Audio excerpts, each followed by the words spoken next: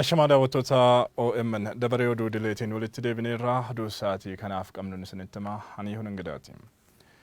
Ministeerri muummee Abiy Ahmed China deeman. Ministeerri muummichaa China kan dhaqan foorumii Belt and Road Initiative irratti hirmaachuuf jedhameera. Initiatiiviin waggaa 5 dura jalqabame kun biyyooti geejjibaa fi misooma bu'uuraatiin wal quunnamsiisuu kan kaayeffatedha. Dubbii hoogganaan waajjira giddu galeessaa ODP Addisu Arega dubbatan mormuun magaalota Ciroo, Asallaa fi Tayyaatti uummanni hiriira mormii ba'eera. Hiriirtonni akka jedhanitti dubbiin Ambootti dubbatame aggaammii seenaa Oromoo dhoksuuti.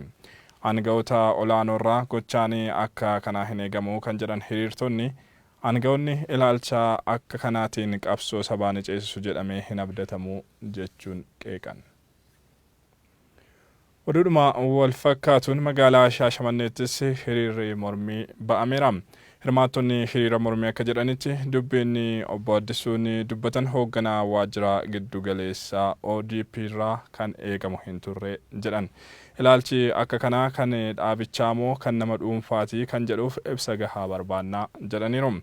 Hirmaattonni hiriira mormii magaalaa Shaashamannee aggaammiin sabboonummaa Oromoo irratti aggaamames akka dhaabbatuuf gaafataniiru. Obbo Addisuun aangoo gadhiisuu qabu dhaadannoon jedhus hiriiricha irratti dhagahameera.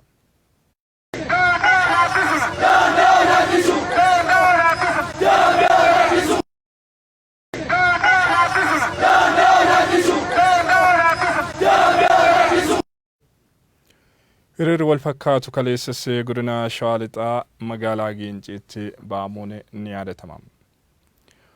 Oduu wal qabateen obbo Addisu Arega daawwannaa magaalaa Asallaatti taasisuuf turan haquun dhagahame. Akka odeeffannoowwan magaalaa Asallaatti arganne mul'isanitti daawwannichi har'aaf kan beellamamee ture.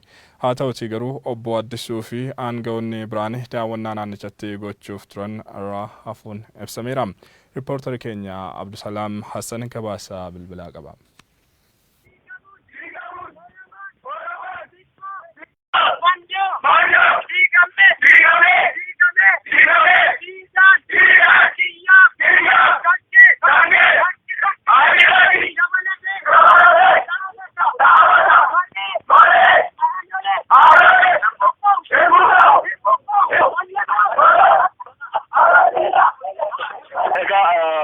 Mormii guyyaa har'aa magaalaa Asallaatti geggeeffamaa jiru akkuma beekamu bana mariin Oromaara godina Shawaa Lixaa magaalaa Ambootti qophaa'uun isaanii yaadatama. Waltajjii sana irratti yaada dhimma siidaa aanolee fi calaanqoo wajjin wal qabatee aangoota ODP irraa tarkaanfate mormuudhaan hiriirri kun kan qophaa'e. Hiriirri kunis kaayoon ijoo kan godhate guyyaa har'aa magaalaa Asallaatti itti aanaa pirezidaantii obbo Shimallis Abdiisaa fi hojii hoogganaan waajjira ODP giddu galeessaa obbo Addisu Arega gara magaalaa kana dhufanii hawaasa magaalattii wajjin marii taasisuu jedhamee eegamaa ture. Bakka isaan jiranitti mormii isaan irraa qaban dhageessisuudhaaf hiriirri kun guyyaa har'aa kan qophaa'e. Akka carraa ta'ee miira uummataa sodaachuudhaan qaamoleen kunneen waltajjii guyyaa har'aa irraa akka hafanidha kan odeeffan.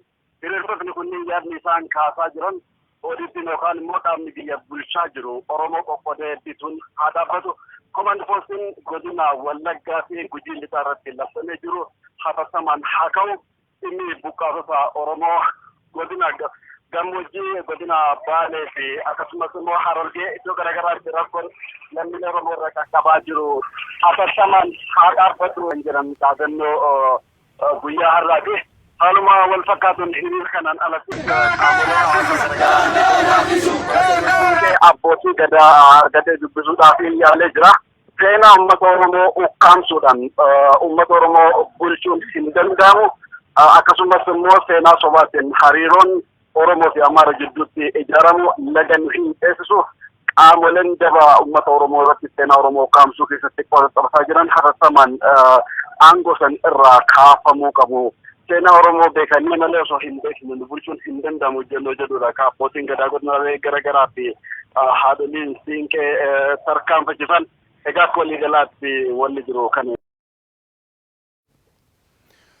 Gama biroon hoogganaan waajjira giddu galeessaa ODP obbo Addisu Arega dubbii Ambootti dubbatanii uummata mufachiiseef dhiifama gaafataniiru. Obbo Addisuun fuula feesbuukii isaanii irratti akka barreessanitti dogoggoran raawwadheef dhiifama isin gaafadhaa jedhan.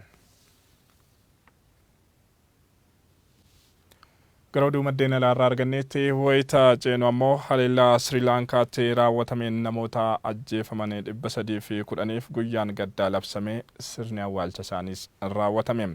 Haleellaa kanaaf mootummaan biyyattii garee NTG jedhamu irratti wayita komii dhiheessu haleellaan wal fakkaataan akka hin raawwatamne ammas sodaa guddaatu jira jedhameera. Guyyoo waaree bal'inaan asinitti. The death toll is expected to rise in this bombing in Sri Lanka. Authorities Sri Lankaatti namooti 300 caalan kabala dhukaas bombi cheerchiif hoteela irra godhameen addunyaa tanirra dabaan gaggeeffaman har'a guyyaan gaddaa akka biyyattiin labsamuun sanduuqi reeffa diimaan namooti nafsiifoon nagaa waliin jedhamuun guutamuun laf dhugaa tahee deebiin hin jirre godaansifaman.